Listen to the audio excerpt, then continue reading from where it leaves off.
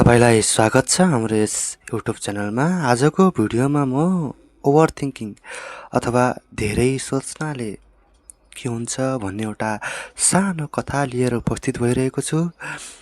यो कथालाई अन्तिमसम्म हेरेर साथ दिनुहोला अनि लाइक, कमेन्ट अनि सब्स्क्राइब गर्न भने नबिर्सनुहोला। एक सानो सहरमा आर्यन भन्ने केटा बस्थ्यो। ऊ अरू जस्तै साधारण थियो, तर उसको दिमाग भने कहिल्यै शान्त हुन्थेन।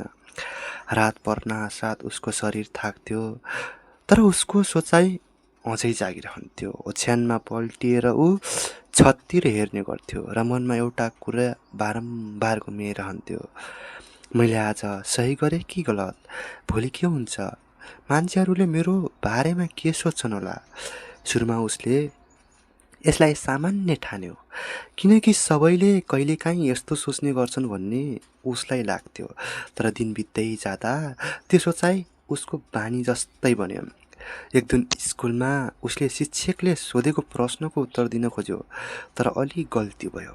त्यो सानो गल्ती अरूका लागि केही पनि थिएन, तर आर्यनका लागि भने ठुलो कुरा बन्यो। घर फर्किएपछि उसले त्यही घटना बारम्बार सम्झिरह्यो। मैले किन यस्तो भने? सबैले मलाई मूर्ख ठाने होलान्, अब म कहिल्यै राम्रो गर्न सक्दिनँ। त्यो एउटा सानो क्षण उसको दिमागमा सयौं पटक दोहोरिन थाल्यो। राति ऊ सुत्न खोज्थ्यो, तर उसको मनले उसलाई आराम गर्न दिँदैन थियो। दिनहरू बित्दै गए र आर्यनको जीवनमा ओभरथिङ्किङले आफ्नो ठाउँ बनायो। साथीहरूसँग बसेर पनि पूर्ण रूपमा त्यहाँ हुँदैन थियो, किनकि उसको दिमाग अर्कै ठाउँमा हराइरहेको हुन्थ्यो। कसैले उसलाई म्यासेज ढिलो रिप्लाई गर्यो भने ऊ तुरुन्तै सोच्न थाल्थ्यो, ऊ रिसायो कि मैले केही गल्ती गरेँ कि? सानो कुराले पनि उसको मनमा ठुलो स्ट्रम ल्याउन थाल्यो। एक साँझ ऊ घर नजिकैको बाटोमा हिँड्दै थियो। उसको मन फेरि ती सोचाइले भरिएको थियो। त्यही बेला उसले एउटा वृद्ध मानिसलाई देख्यो, जो चुपचाप बसी आकाशतिर हेर्दै मुस्काइरहेकी थिए। आर्यनले सोधे, ए हजुर, किन यति शान्त देखिनुहुन्छ? वृद्ध मानिसले हल्का मुस्कुराउँदै भने, किनकि म हरेक सोचाइमा समात्दिन। आर्यन अचम्म पर्यो। सोचाइलाई समात्दिन? वृद्धले भने, तिम्रो दिमाग आकाश जस्तै हो र सोचाइहरू बादल जस्तै। केही बादल राम्रो हुन्छन् या केही नराम्रो, तर तिमीले सबैलाई समातेर राख्न खोज्यौ भने आकाश नै ढाकिन्छ। तिमीले तिनीहरूलाई आउन देऊ अनि जान देऊ। त्यो कुरा आर्यनको मनमा पस्यो। उसले पहिलो पटक महसुस गर्यो कि समस्या सोचाइ आउनु होइन, समस्या त त्यो हो सोचाइलाई समातेर बस्नु रहेछ।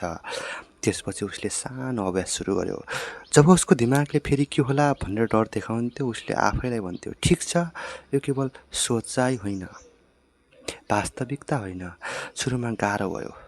उसको पुरानो बानीले उसलाई फेरि तान्थ्यो, तर ऊ बिस्तारै सिक्दै गयो। उसले आफ्नो समयलाई अरू कुरामा लगाउन थाल्यो। कहिले किताब पढ्ने, कहिले हिँड्ने, कहिले साथीसँग खुल्ला रूपमा कुरा गर्ने, कहिले नाच्ने, कहिले गीत गाउने, त कहिले गिटार बजाउने कुरा गर्थ्यो।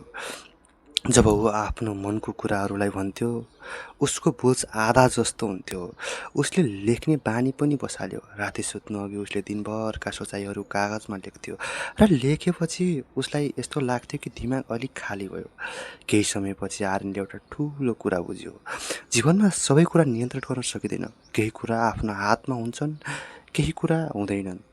पहिले ऊ हरेक कुरा पर्फेक्ट बनाउन चाहन्थ्यो, तर अब उसले ठिक छ, जस्तो हुन्छ त्यस्तै हुन्छ भन्ने सिक्यो। एक दिन फेरि त्यही वृद्ध मानिससँग उसको भेट भयो। आर्यन यसपटक मुस्कुराइरहेको थियो। वृद्धले सोधे, बाबु, तिमी कस्तो महसुस गरिरहेका छौ? आर्यनले जवाब दियो, सोचाइ अझै आउँछन्, तर अब म दिनको पछि भाग्दिनँ। वृद्धले टाउको हल्लाउँदै भने, त्यही नै शान्ति हो। त्यसपछि आर्यनको जीवन पूर्ण रूपमा बदलियो। भन्न मिल्दैन किनकि ऊ अझै कहिलेकाहीँ ओभरथिङ्क गर्थ्यो, तर फरक के थियो भने अब ऊ त्यसमा डराउँदैन थियो। उसले आफ्नो सोचलाई नियन्त्रण गर्न सिकिसकेको थियो र बिस्तारै उसको मन हल्का हुँदै गयो। कहानीको सारै यो, ओभरथिङ्किङ भनेको सोचाइ आउनु होइन, त्यो सोचाइलाई समातेर बस्नु। जब हामी त्यसलाई छाड्न सिक्छौँ, तब मात्र हाम्रो वास्तविक रूपमा स्वतन्त्र महसुस हुन थाल्छौँ। यस्तै भिडियो हेर्नलाई यस अलराउन्डर एक्सप्लेनर नेपाललाई सब्स्क्राइब गर्न नबिर्सनुहोला। Thank you.